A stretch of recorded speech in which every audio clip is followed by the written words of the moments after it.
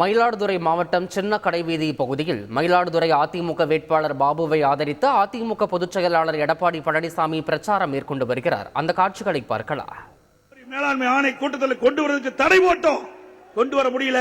இந்த விடியா திமுக அரசு கையிலாக முதலமைச்சர் இன்றைய தினம் 1-2-2024 அன்று டெல்லியில் நடக்கின்ற காவிரி மேலாண்மை ஆணை கூட்டத்தில் அவர் கொண்டு வந்த தீர்மானத்தை அங்க இருக்கிற ஆணையத்துடைய தலைவர் நிறைவேற்றி இன்றைக்கு மத்திய நீர்வளத்துறைக்கு அமைச்சிருக்கிறாங்க, சென்ட்ரல் போர்டு கமிஷனுக்கு அமைச்சிருக்கிறாங்க.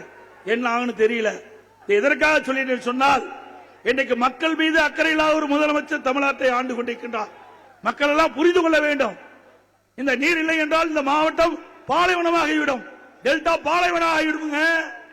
அதே நேரத்தில் டெல்டாவில் தங்களுடைய நிலம் பறிபோய்விடும் என்ற அச்சத்தில் விவசாயிகள் இருந்தார்கள்.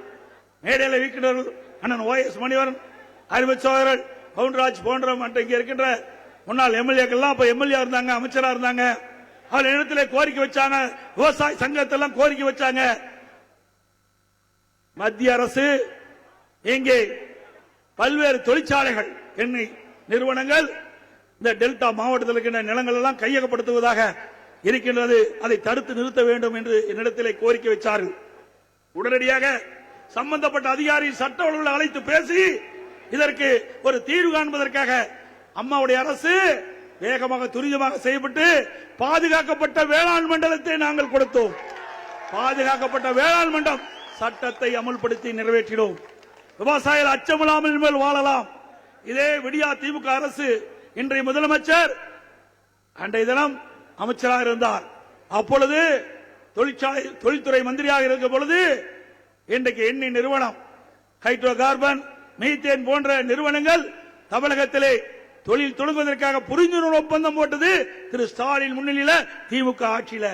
அதை தடுத்து நிறுத்தி சட்டமாக்கி இன்றைக்கு விவசாயிகளை பாதுகாத்தது அதிமுக அரசாங்கம். அதிமுக விவசாயிகளுக்கு நாங்கள் குரல் கொடுத்துக் கொண்டிருக்கின்றோம். விவசாயிகளுடைய பிரச்சனைகள் வந்தால் அதை முறியடிக்கின்றோம். ஏனென்றால் இந்த நாட்டுக்கே உணவளிக்கின்றவன் விவசாயி, விவசாயி தொழிலாளி. அவனுக்கு ஒரு கஷ்டம் என்றால் அதை அதிமுக பொறுத்துக் கொள்ளாது. அவர்களுக்கு துணை நிற்போம். எத்தகைய சூழ்நிலையும் நாங்கள் துணை நிற்போம். எவ்வளவு பிரச்சனை வந்தாலும் அந்த பிரச்சனையை முறியடித்து உங்களுக்கு சாதகமான நிலையை நாங்கள் உருவாக்கி தருவோம் என்பதை நேரத்தில் தெரிவிக்க விரும்புகின்றேன். அதே போல காஞ்சிபுரத்தில் 2 நாளைக்கு முந்தி உதயநிதி ஸ்டாலின் மதுராந்தகத்தில் தேர்தல் பிரச்சார கூட்டத்தில் கலந்து கொண்டு பேசுறார். அப்ப அங்க இருக்கிற பொதுமக்கள் தாய்மார்கள் எல்லாம் அவரிடத்துல கேட்டாங்க, ஐயா நான் 5 ஆண்டு காலமா தேர்தல் அறிக்கை விட்டீங்க. 5 ஆண்டுக்கு முன்பு 2016 திமுக ஆட்சிக்கு வந்தா மதுக்கடை எல்லாம் மூடுன்னு சொன்னீங்க, இன்னும் மூடலின்னு கேட்டார். அப்ப உதயநிதி ஸ்டாலின் கேட்கிறாரு, அப்ப எங்க தாத்தா இருந்தாரு, நீங்க எல்லாம் ஓட்டு போடல, அதனால நாங்க ஆட்சிக்கு இல்ல, அதனால மதுக்கடை மூடலின்னு கேட்டது மட்டும் இல்லைங்க, அவருக்கு முன்னாடி இருந்ததெல்லாம் பெரும்பாலும் திமுக காரர்.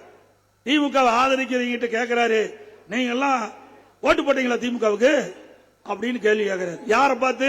அந்த திமுக கட்சிக்காரனே பார்த்து கேட்கிறார். அது கூட தெரியாத ஒரு விளையாட்டுத்துறை அமைச்சர் தான் விளையாட்டா பேசிட்டு இருக்கார். இப்போ இங்க யாரு நிக்கிறீங்க? அதிமுக தான் நிக்கிறீங்க. இதெல்லாம் அதிமுக வாக்களிக்கக்கூடிய வாக்காளர் மக்கள் தான் அமர்ந்திருக்கிறாங்க. ஆனா திமுக விளையாட்டுத்துறை அமைச்சர் தேர்தல் பிரச்சாரத்தில் மதுராந்தகத்தில் கூட்டத்தில் பேசும்போது அவருக்கு முன்னிருக்கின்ற திமுக காரனே அவர் நம்பல. ஏன்னா அவெல்லாம் நமக்கு ஓட்டு போடுவான்னு இவரே முடிவு பண்ணிட்டார்.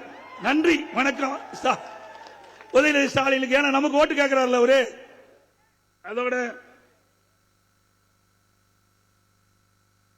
மயிலாடுதுறை அதிமுக வேட்பாளர் பாபுவை ஆதரித்து அதிமுக பொதுச் செயலாளர் எடப்பாடி பழனிசாமி பிரச்சாரம் மேற்கொண்டார். அந்த காட்சிகளை நாம் தற்போது பார்த்தோம்.